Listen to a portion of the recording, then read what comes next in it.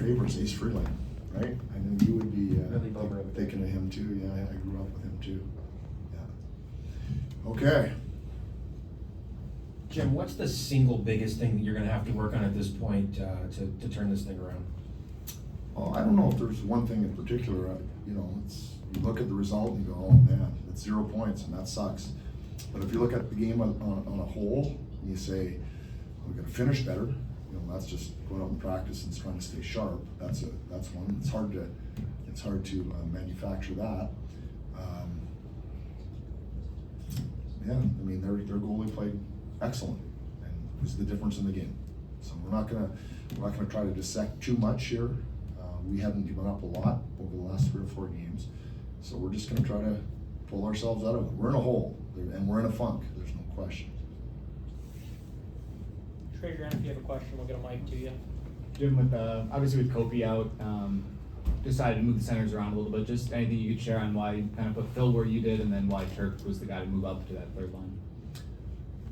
You know, I think the one thing is, you know, Phil's line hadn't been going great yet, so we just wanted to give that maybe a different look. We contemplated putting Turk right with Kuzi and Juice, but we just thought maybe that other line needed a different look as well. So that's kind of what the thought was to go behind that. Yeah. Any others? How did you think Turk handled the added responsibilities? Yeah, he did good. Had some jump there. Yeah, he did good. I mean, that line was good. They got one. They could have had more. Yeah, but Turk played his game. He does what he did. He forechecked. He was quick, and you know, got around the net. So he was happy with his game. John mentioned the first part is kind of what's the specific thing you need to work on, but it kind of seems like there's just a wide variety of things that keep kind of happening, leading to these losses. Do you kind of see the same thing with some inconsistencies kind of going on with the team right now?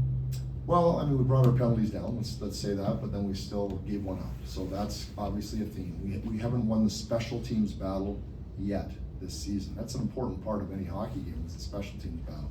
Hard to win if you don't win the special teams battle. So that's the one, you know, we could have scored a power play goal. We had our opportunities there, we didn't. Yeah, and then gave one up. So that's, if you can point to one area, that's the area you're gonna point to. We've talked defense to death so far this season, but this is the second game now with the new configuration, if you want to call it that. Just, did you like it any better tonight than maybe you did in the first game?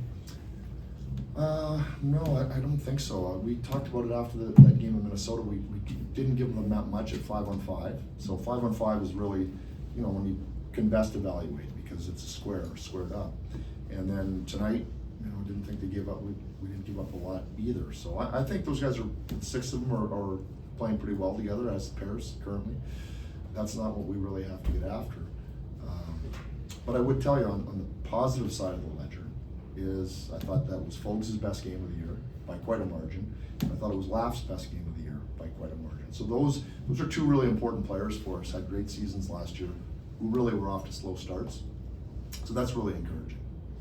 You had some chances, I think, especially in the second period, you know, right in front of the net and just couldn't finish. Is there anything you want to see different there, or is it just a matter of just finish the play? Yeah, there's not much. You just got to find a way to put it in the back of the net. And again, give the goalie credit. 3 posts, you know, we beat him on those. So 3 posts and then some really good saves by him, where we had, you know, we like to call them grade A's when you're kind of that tight with the goaltender. And he beat us. Even Laughs at the end on the shorthanded, had a good look right from in tight, and the goaltender made the save. Yeah, Jim, you mentioned having looks on the power play. Where do you think your power play is at in terms of generating momentum, chemistry between the guys, especially on the top unit? When we see how it's performing, but as far as kind of the intangibles of it, I guess. Yeah, it's up and down. Tonight was probably our worst night of entering the zone and getting control. You saw that particularly on the one in the third period, where really that's a time where you got a chance to get yourself back in and win the hockey game, and we didn't get that done. So that was really disappointing. Now, I take it back to Minnesota in the third period, and we scored the big goal that we had to score. So, you know, it goes up and down, but I didn't think our power play tonight was very sharp. Looked like LaFerriere had some opportunities tonight that you gave him.